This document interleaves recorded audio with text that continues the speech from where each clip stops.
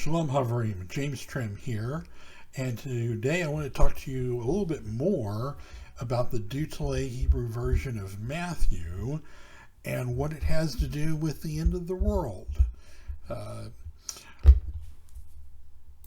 In our last video, we talked about the DuTillet Hebrew version of Matthew, and I explained a lot about the origin and importance of that Hebrew version of Matthew. But as I said in that video, I didn't have time to cover all of the amazing things that are in the DuTillet Hebrew version of Matthew, and so I'd be making future videos on some of that material, and this is one of those videos. I'll put a link in the video description to the video previously that we did that explains the origin and significance of the DuTillet Hebrew manuscript of Matthew. Before we get going, I need to ask people to please donate to support these videos, this work. And for those that don't know, my wife is disabled, chronically ill, and suffers chronic pain, and I stay home as her caretaker. The rent was due yesterday, and we don't have it. So I need people to please donate if they possibly can, so that we can have a place to live. And if I don't have a place to live, then it becomes very difficult to do research and make videos, etc. So you can donate by clicking on the donate link in the video description, or by sending donations by PayPal to donations@wnae.org. That's donations@wnae.org. Also, I need to ask everybody to please like this video. Please subscribe to this channel. Click that little notification bell so you'll get notifications when new videos come out. Let us know what you think of this video in the comments, and participate in the discussions in the comments. And all of those things are things that the YouTube algorithm looks at to decide which videos to recommend to new viewers, and we like getting recommended to new viewers. We're especially proud of our like to view ratio. It's extremely high, and so like this video to help us keep it that way, and help us subscribe to help us build our subscriber base. Share these videos with your friends on social media, on YouTube, Facebook, etc. Okay, and also this video, like many of them, we have a PDF handout where you can follow along with some of the material in the video, and you can find that link to that PDF file also in the video description. Okay, with that said, let's move right along. The first thing we're going to look at is Matthew 24 verse 3. I guess I should say before we get going here that what we're going to look at is a wordplay in the Hebrew of Matthew, in the DuTillet Hebrew manuscript of Matthew.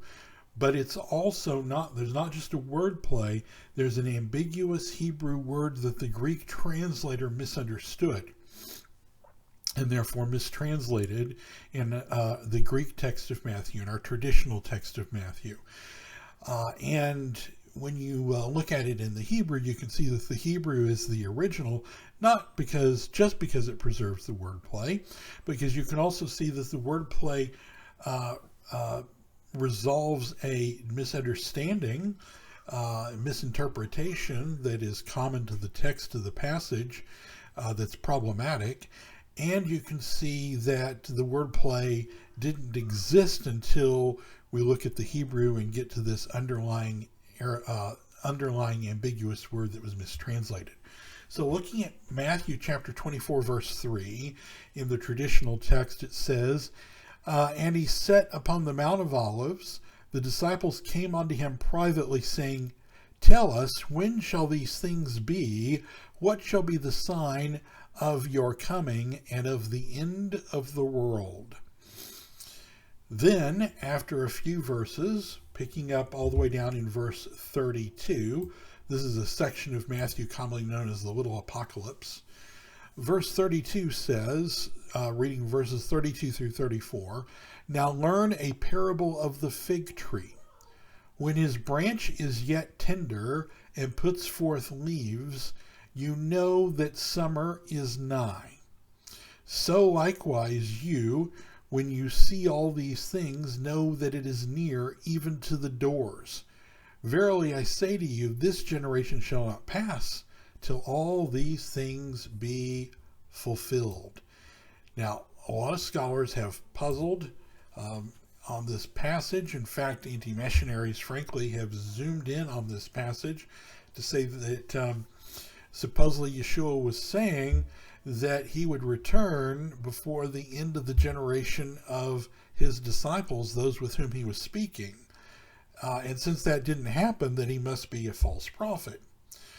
Now, as I've said many times before, there are some passages in the New Testament that do not make sense at all in the Greek, but only start to make sense when we look at them in Hebrew and Aramaic. And the answer to this question, this problem, is clear to see when we look at the original Hebrew as reflected in the DuTillet Hebrew, or preserved in the DuTillet Hebrew manuscript of Matthew. So let's look at verses 32 through 34 again, but this time we're going to look at them as they appear in the Hebrew of the DuTillet manuscript of Matthew.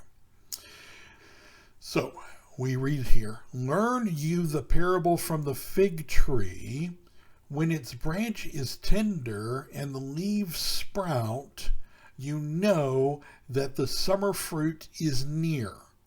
So likewise you, when you will see all these things, know that it is near, even at the doors. Truly I say to you, this generation will not pass away until the whole is accomplished." Now you might have noticed that there was a slight change here.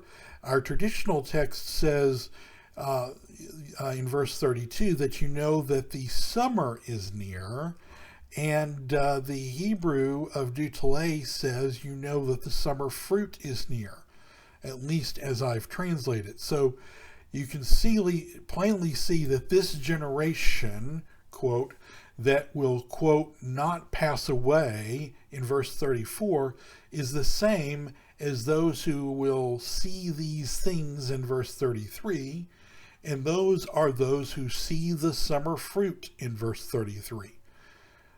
Notice it's summer fruit, not summer. Now, the Hebrew word for summer fruit in the DuTillet Hebrew Matthew manuscript of Matthew is kates, kuf yud sadhe. This is an ambiguous word. It could be translated summer or summer fruit, and it especially can refer to the fig tree, which is in context here. But the Greek translator misunderstood this ambiguous Hebrew word as to mean summer, so he translated summer. In fact, the reference is to the summer fruit of the fig tree, and the fig tree is specifically mentioned here.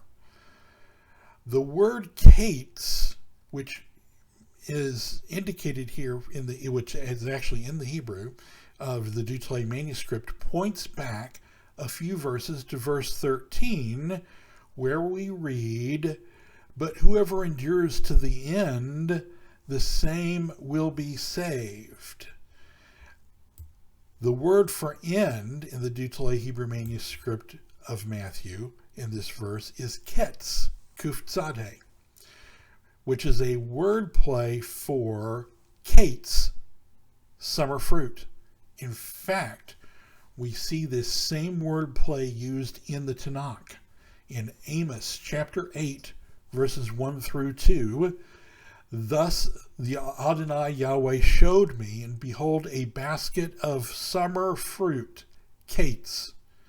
And he said, Amos, what see you? What do you see? And I said, a basket of summer fruit." Again, repeating kates.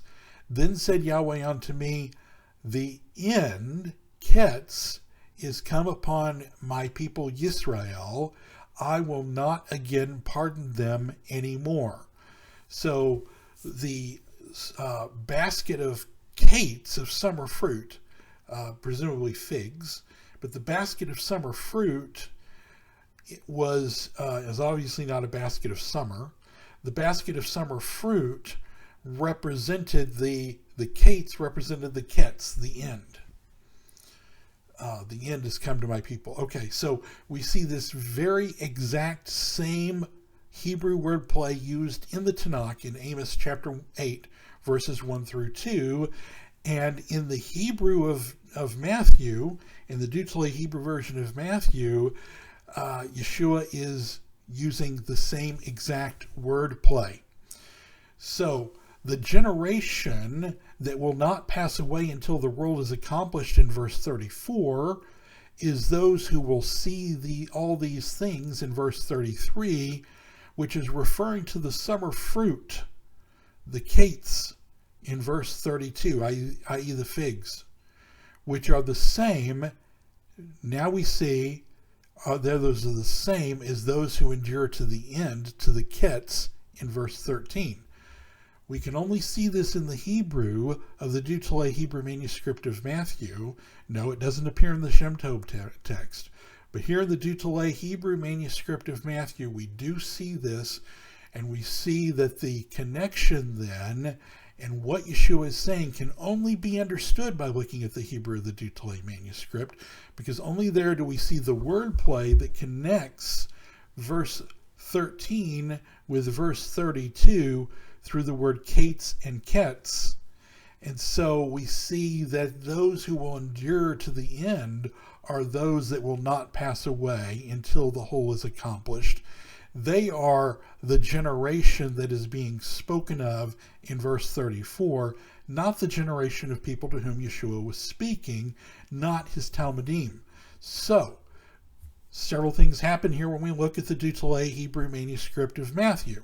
First of all, we discover a wordplay that is absent from the original, absent from the traditional text. We see a wordplay, and when you see a wordplay, that is a good sign that you're looking at the original language, and then the version that is lacking the wordplay, especially when the wordplay is connecting the meaning, then you're looking at the original when you're looking at the one that contains the wordplay, and you're looking at a translation when you see that the wordplay is lost.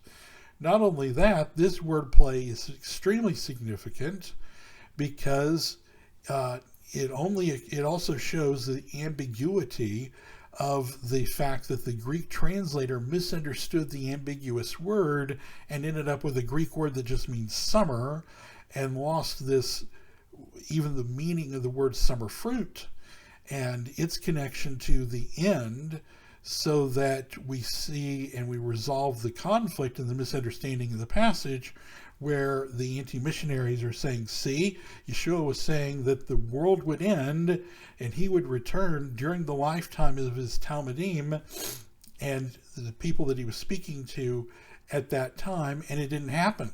Therefore, he must be a false prophet. Well, no, he wasn't a false prophet, because now we can see, when we look at the actual Hebrew, that he was saying that the people that will live in the end, those are the ones that will see these things. Those who endure to the end and therefore live in the last days. And we see this again through this connection of kates with kets. And it's exactly the same wordplay that we see in Amos chapter 8.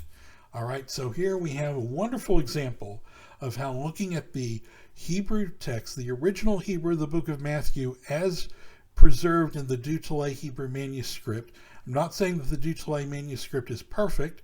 It may not be a perfect expression of the original Hebrew of Matthew, but I believe it's very close. And I think it is a descendant within the Hebrew language of the original Hebrew text of Matthew.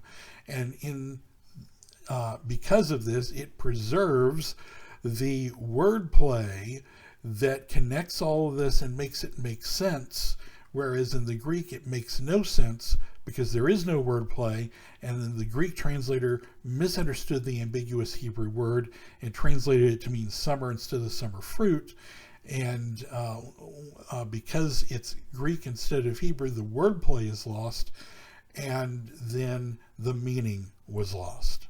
All right, I need to ask everybody once again to please donate to support these videos. We need your financial support now more than ever. Our rent was due yesterday,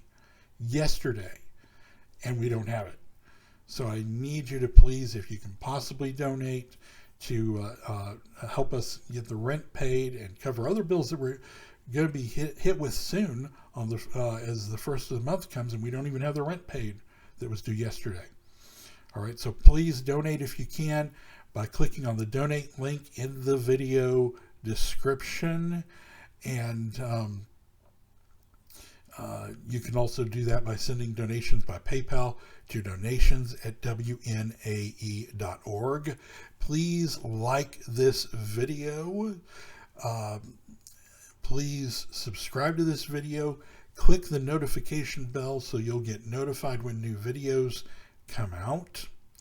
And participate in the comments. Let us know what you think of this video and participate in the discussions in the comments. And help us get out to new viewers with YouTube's algorithm, because all these things are things that the algorithm takes into account to decide if it's going to recommend us to new viewers or not. And we want to get in front of new viewers, and you can also do that, by the way, by sharing us on social media, on Facebook and Twitter, in Facebook groups that are relevant, and just help us out by sharing this with your friends. All right, shalom everybody, until next week, or next time. Not next week, we try and put out more than one video each week, so until next time, shalom.